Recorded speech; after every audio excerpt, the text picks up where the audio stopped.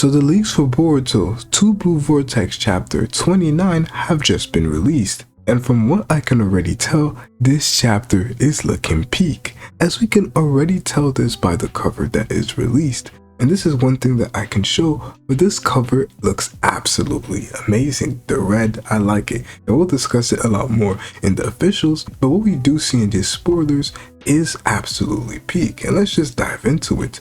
As just like I predicted, just like I mentioned early on in my videos following the release of the last chapter, just like we usually see, this chapter begins with a flashback. And every time we have a big reveal, the following chapter, we end up having a flashback that gives us context about what is taking place.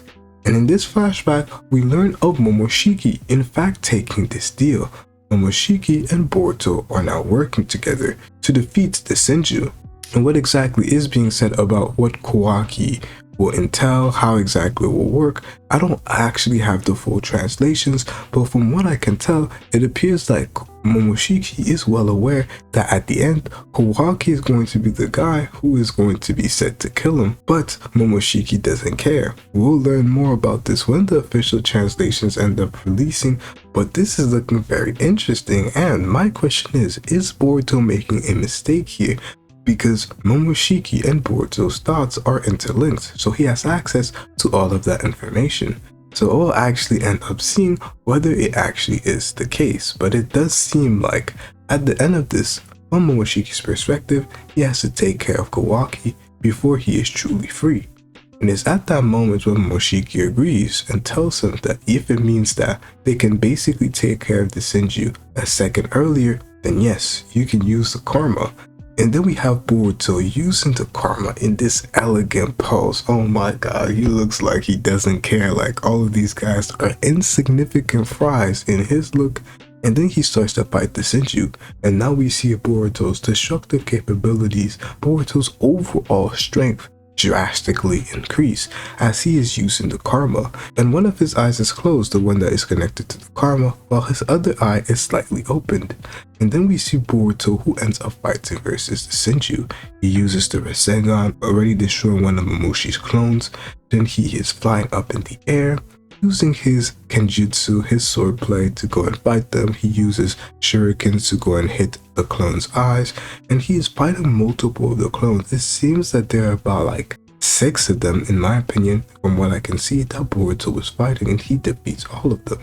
And then it is at that moment that we see Boruto use the Byakugun, and I am actually so much happier with Boruto using the Byakugun in this instance, as it was quite different than what we saw in Boruto, the original series, as when he used it when he was using True Essence Karma for the first time, we didn't really get to see Boruto using the Byakugan abilities. It almost seemed like he was not aware of the fact that he had the Byakugan, but in this case he is very aware, as he is capable of seeing through the houses that are in his vicinity to go and locate 3 of the other Senju clones that have been spread out in his vicinity.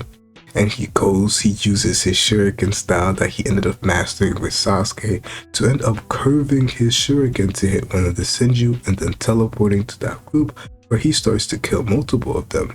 He uses a Odama Rasengan, a super giant Rasengan, to hit multiple of them, and we see this darker hue to the Rasengan around it, showcasing that destructive capability, that power that Boruto now possesses with the karma upgrade that he has.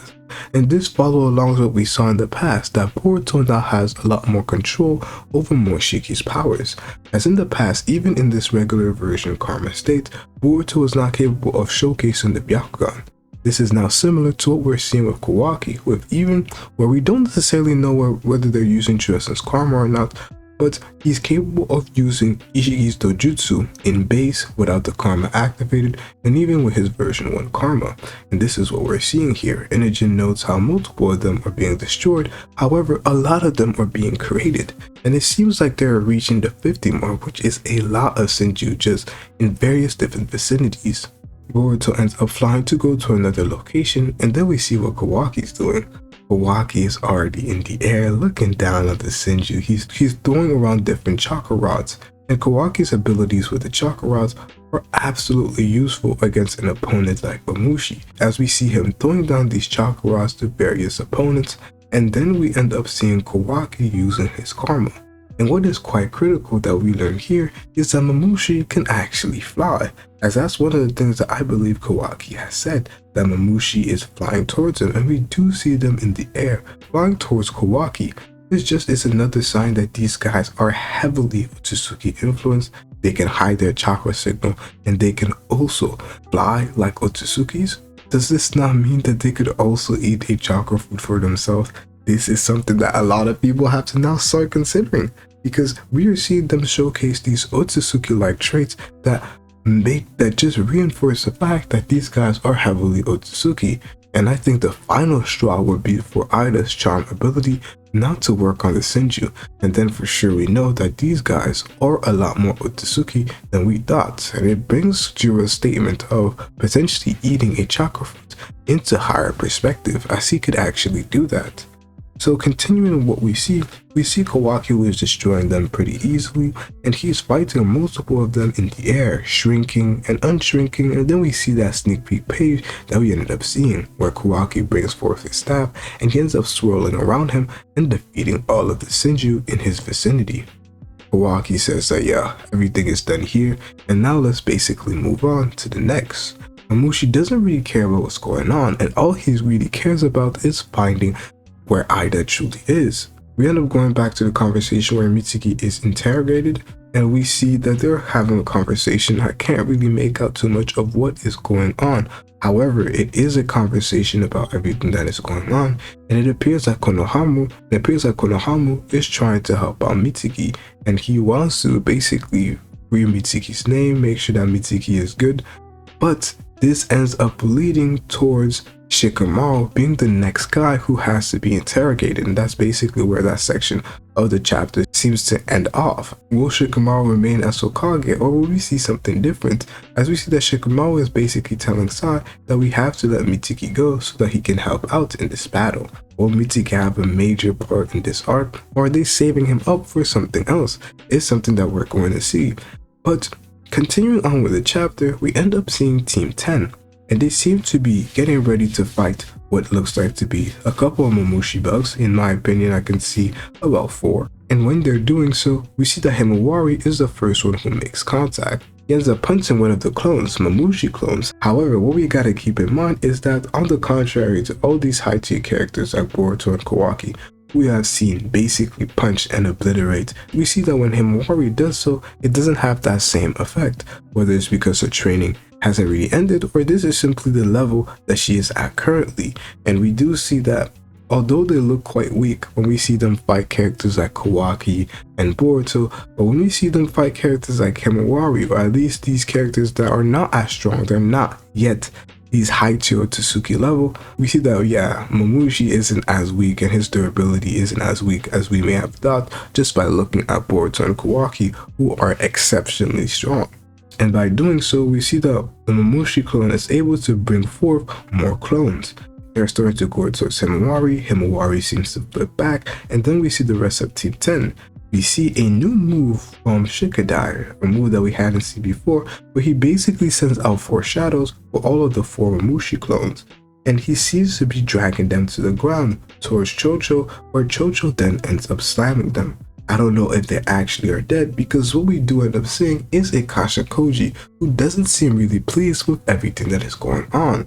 Like everything is not going according to plan. And that may be due to a couple of reasons.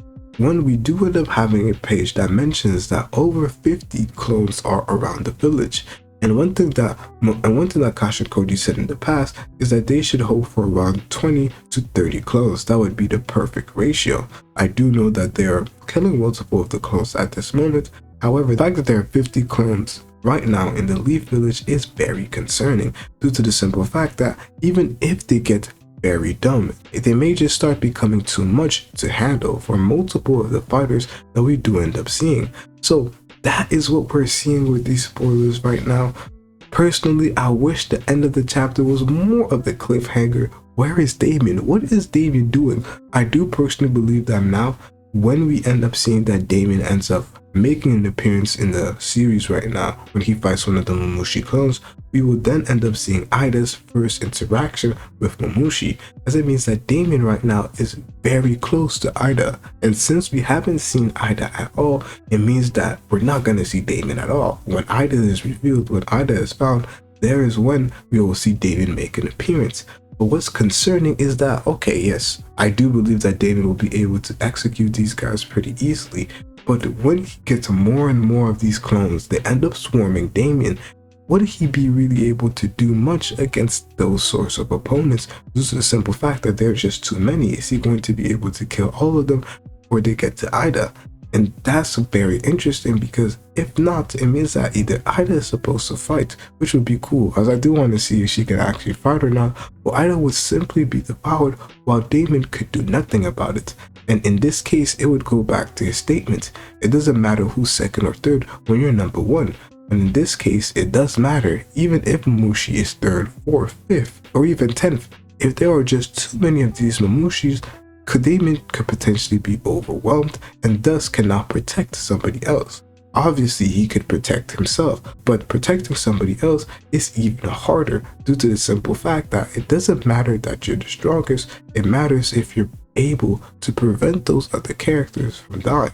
And that's going to be a question that Damien has to answer for himself personally, and we're going to be seeing in these next few chapters.